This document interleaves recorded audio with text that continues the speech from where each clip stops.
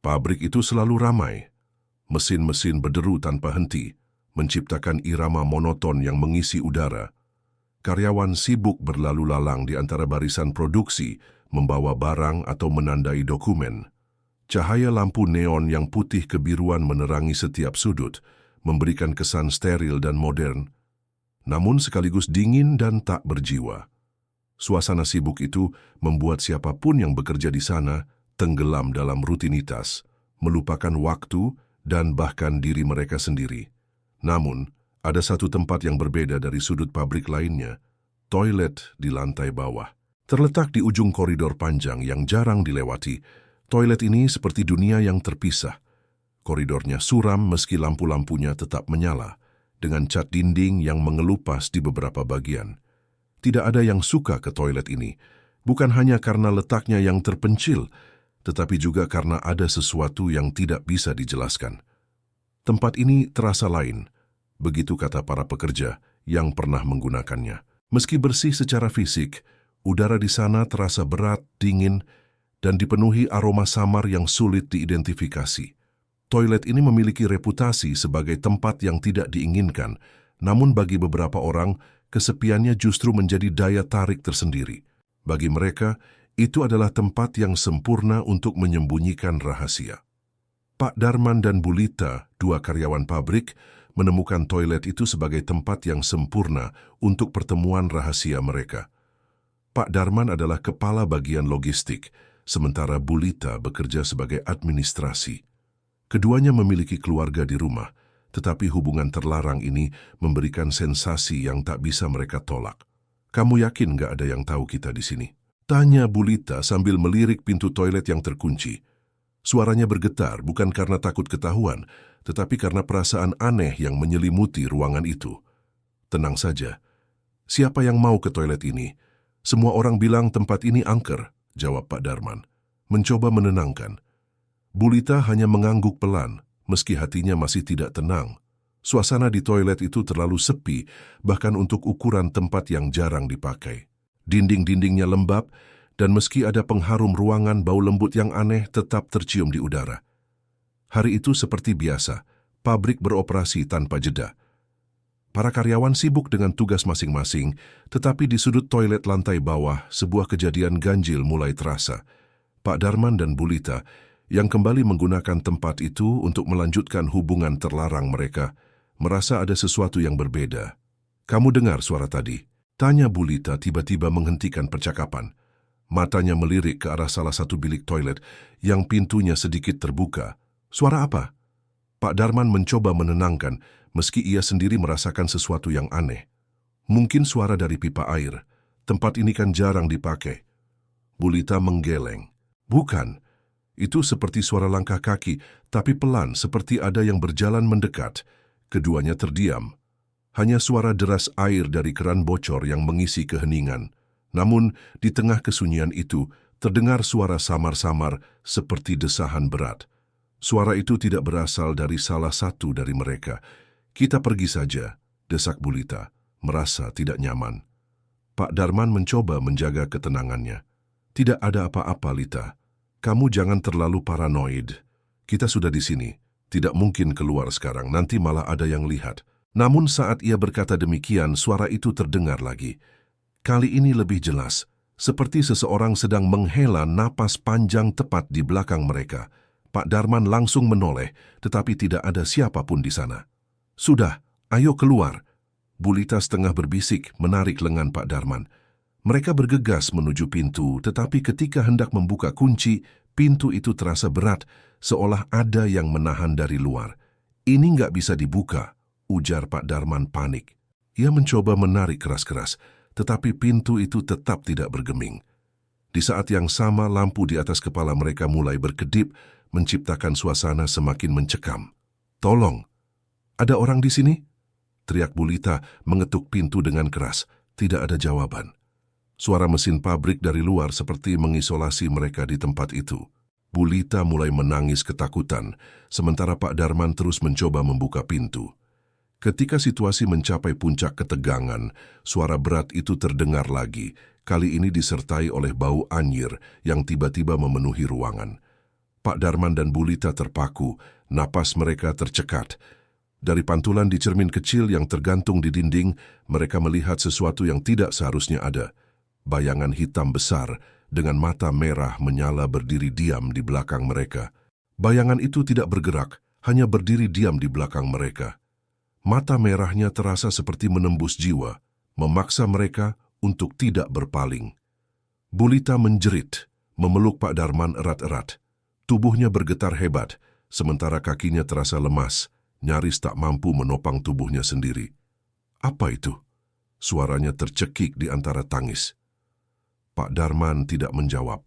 Wajahnya memucat, keringat dingin mengalir di pelipisnya. Ia mencoba menarik napas dalam-dalam, tetapi dadanya terasa sesak. Matanya tidak bisa lepas dari pantulan di cermin. Bayangan itu perlahan bergerak, mendekat ke arah mereka. Suara langkahnya berat dan bergaung di ruangan kecil itu, meskipun lantai toilet dilapisi keramik yang seharusnya tidak memantulkan suara. Setiap langkah yang diambil bayangan itu terasa seperti menghantam jantung mereka. Kita harus keluar dari sini. Pak Darman akhirnya berhasil bersuara. Dengan kekuatan penuh, ia kembali mencoba membuka pintu. Ia menarik gagang pintu dengan sekuat tenaga hingga otot-otot di lengannya menegang, tetapi pintu itu tetap tidak bergerak, seolah terkunci oleh sesuatu yang tidak kasat mata. Bu Lita menangis semakin keras. Ia melirik ke cermin lagi, tetapi kali ini bayangan itu sudah tidak terlihat. Darman, dia hilang, tapi aku masih bisa merasakannya, katanya dengan suara bergetar. Tiba-tiba lampu toilet padam total.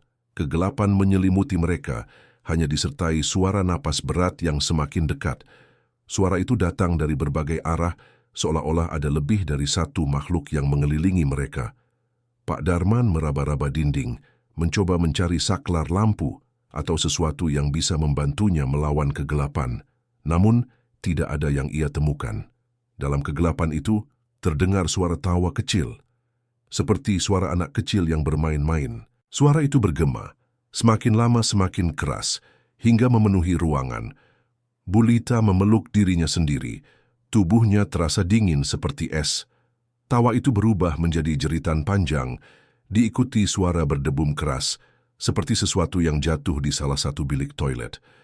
Lita, kita harus tenang, kata Pak Darman, meski suaranya sendiri bergetar.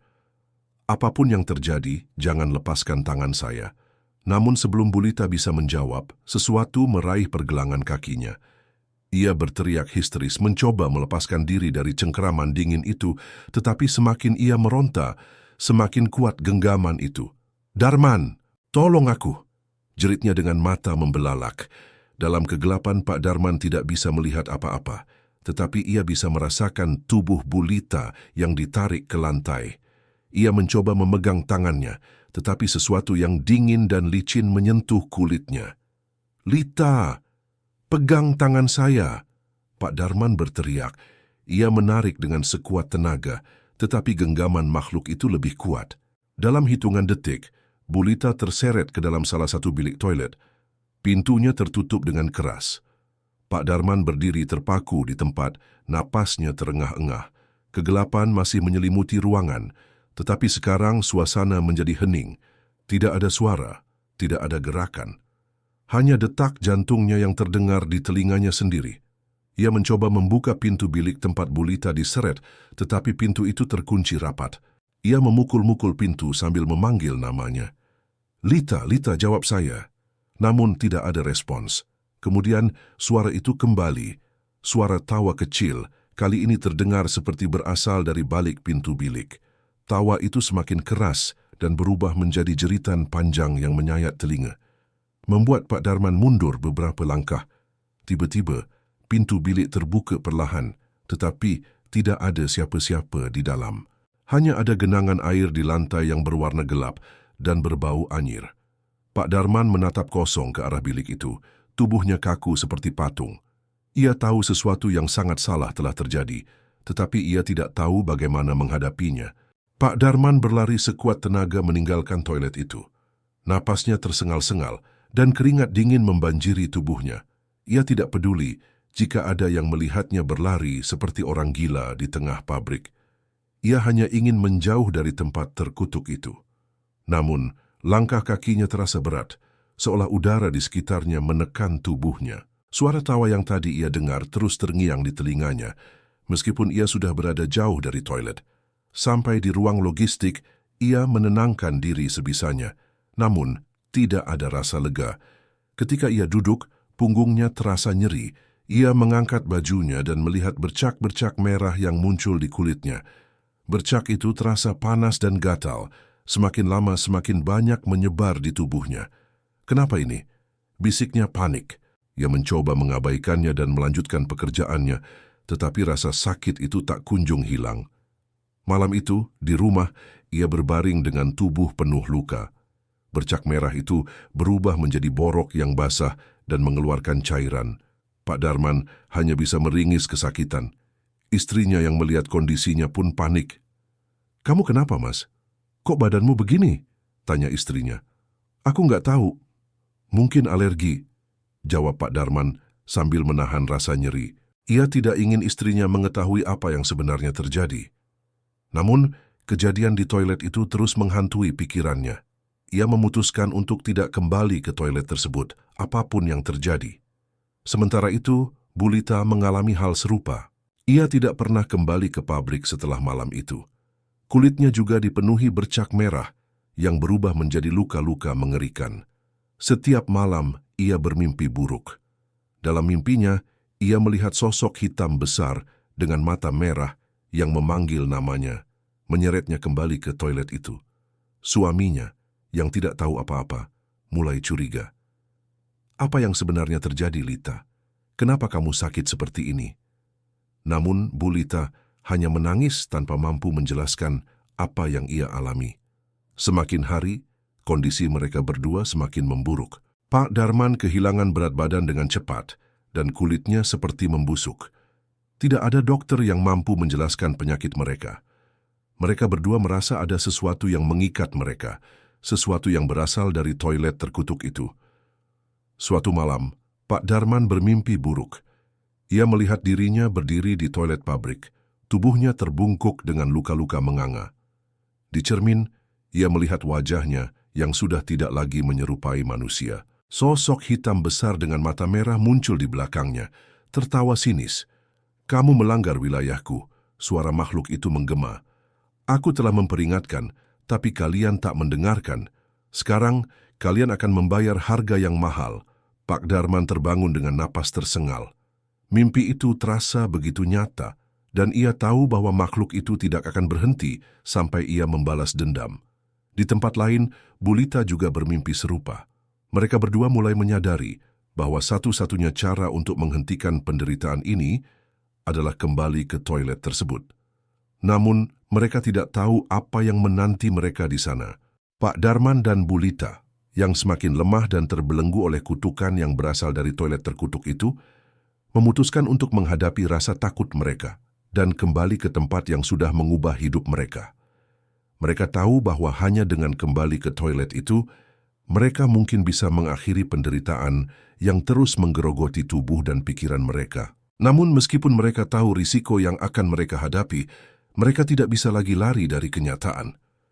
Pada malam yang gelap, dengan tubuh penuh luka dan tubuh yang hampir tak mampu bergerak, mereka berdua berusaha untuk bertemu di pabrik. Pak Darman menunggu di ruang logistik, matanya berkilat ketakutan namun juga penuh tekad. Bulita tiba tak lama setelahnya, wajahnya pucat, tubuhnya semakin kurus dan rapuh. "Malam ini kita harus selesai dengan semuanya," kata Pak Darman, suara serak dan terbata-bata. Ia menatap Bulita, yang hanya bisa mengangguk. Mereka berdua tahu bahwa ini mungkin akan menjadi pertemuan terakhir mereka. Dengan langkah berat, mereka berjalan menuju toilet lantai bawah, meskipun setiap langkah terasa seperti beban yang lebih berat. Begitu sampai di depan pintu toilet, mereka merasakan hawa dingin yang menyeramkan. Bau busuk yang menyengat tercium semakin kuat, seolah-olah ada sesuatu yang mengundang mereka untuk masuk. Pak Darman mengangkat tangan untuk membuka pintu, namun pintu itu terbuka dengan sendirinya. Seakan memberi mereka izin untuk masuk. Saat mereka melangkah ke dalam, bayangan hitam besar yang memiliki mata merah menyala muncul lagi. Kali ini lebih jelas dan lebih nyata. Sosok itu berdiri di tengah ruangan. menghadap mereka dengan senyum lebar yang menyeramkan. Akhirnya kalian datang, suara makhluk itu bergema di dalam toilet yang hening. Sebelum mereka bisa berkata apa-apa, tubuh mereka mulai merasakan nyeri yang luar biasa. Bercak merah yang menggerogoti tubuh mereka mulai mengeluarkan nanah, menetes ke lantai. Pak Darman dan Bu Lita jatuh tersungkur, tubuh mereka bergetar hebat. Tawa mengerikan terdengar di sekitar mereka, seolah seluruh ruangan dipenuhi dengan suara itu. Sosok hitam itu mendekat, dan Pak Darman bisa merasakan jari-jari dingin menyentuh kulitnya, membekukan tubuhnya dengan rasa sakit yang luar biasa. Kalian telah melanggar tempat ini, suara itu terdengar seperti bisikan di telinga mereka. Sekarang kalian akan merasakan harga dari perbuatan kalian. Pak Darman dan Bu Lita tidak bisa bergerak, hanya bisa merasakan tubuh mereka dipenuhi rasa sakit yang mengerikan. Di saat yang sama, mereka mendengar suara ketukan dari luar toilet, suara seperti langkah kaki seorang wanita yang berjalan mendekat. Pintu toilet terbuka perlahan, dan di ambang pintu seorang wanita muncul, wajahnya penuh dengan bekas luka yang mengerikan, tubuhnya tampak pucat dan rapuh. Itu adalah sosok yang mereka lihat di cermin beberapa waktu lalu. Dengan satu gerakan cepat, wanita itu mengangkat tangan dan Pak Darman serta Bu Lita merasakan tubuh mereka semakin terasa hancur, seolah dihancurkan oleh kekuatan yang tak terlihat. Terakhir kali mereka bisa mendengar suara mereka sendiri. Sebelum akhirnya suara itu menghilang bersama tawa yang terus bergema, meninggalkan mereka dalam keheningan yang menakutkan. Keesokan harinya, tubuh Pak Darman dan Bu Lita ditemukan di ruang logistik dalam keadaan yang sangat mengenaskan. Kulit mereka tampak mengelupas dan berlumuran nanah, tubuh mereka bagaikan dipenuhi luka yang tidak bisa dijelaskan. Ketika penyelidikan dimulai, pihak pabrik menemukan catatan lama yang mengungkapkan kisah mengerikan dari masa lalu. Toilet itu ternyata adalah tempat di mana seorang pekerja wanita muda yang menjadi korban perselingkuhan bosnya mengakhiri hidupnya bertahun-tahun lalu. Sebelum menghilang, ia sempat meninggalkan sebuah pesan yang berisi kutukan bagi siapapun yang berani mencemari tempat itu dengan dosa yang sama. Cerita tentang Pak Darman dan Bu Lita segera menyebar ke seluruh pabrik dan banyak karyawan mulai menghindari toilet lantai bawah tersebut. Meskipun kini sudah dikunci dan dijaga, masih ada yang mengatakan bahwa suara tawa dan langkah kaki bisa terdengar samar-samar jika mereka berada di dekatnya, seolah-olah sosok wanita itu masih mencari pembalasannya. Beberapa bulan setelah kejadian mengerikan itu, pabrik yang sebelumnya ramai kini terasa sepi. Pekerja yang tersisa berusaha melanjutkan pekerjaan mereka, tetapi suasana tegang dan penuh ketakutan tak pernah benar-benar hilang. Toilet lantai bawah yang dulu menjadi tempat paling dihindari, kini terkunci rapat-rapat, dan tidak ada seorang pun yang berani mendekatinya lagi. Suara-suara aneh yang pernah terdengar, serta bayangan gelap yang menakutkan, mulai dilupakan oleh sebagian orang, meskipun ada yang masih merasakan kehadiran sesuatu yang tak terlihat. Namun, di antara mereka yang tetap tinggal di pabrik, ada yang mulai merasa perubahan aneh pada diri mereka sendiri. Beberapa pekerja mulai merasakan gejala yang mirip dengan yang dialami oleh Pak Darman dan Bu Lita, kulit gatal, bercak merah yang muncul tanpa alasan yang jelas, dan mimpi buruk yang mengganggu setiap malam. Beberapa dari mereka, yang dulu tidak terlalu mempercayai cerita-cerita horor, mulai merasa ragu, dan secara diam-diam mereka berbisik tentang kutukan yang mungkin masih hidup, menunggu korban berikutnya. Pihak manajemen pabrik, yang semula berusaha menutupi kejadian tersebut, akhirnya memutuskan untuk menutup toilet lantai bawah secara permanen. Semua akses ke tempat itu diblokir, dan pabrik berusaha untuk mengalihkan perhatian semua orang agar kejadian itu segera dilupakan. Namun bagi mereka yang tahu kisah di baliknya, kehidupan di pabrik tidak pernah sama lagi. Setiap sudut, setiap kamar, dan setiap lorong terasa seperti ada yang mengawasi, menunggu waktu yang tepat untuk menghukum mereka yang telah melupakan peringatan. Meskipun demikian, tidak ada yang tahu pasti apa yang terjadi setelah kejadian itu. Beberapa orang mengatakan bahwa roh Pak Darman dan Bu Lita, bersama dengan jiwa wanita yang terperangkap di dalam toilet itu, masih bergentayangan di sekitar pabrik mencari pelaku dosa untuk dibalas. Ada yang percaya bahwa kutukan itu takkan pernah berakhir, bahwa siapapun yang mengabaikan peringatan akan selalu menjadi bagian dari cerita gelap pabrik itu, yang tak pernah bisa dilupakan. Dan begitulah, pabrik itu menjadi legenda yang tak terucapkan, sebuah kisah yang terus beredar di antara para pekerja baru dan lama, memperingatkan mereka untuk tidak pernah melangkah terlalu jauh ke dalam kegelapan yang ada di dalamnya, karena terkadang ada tempat-tempat yang seharusnya tidak pernah dijamah.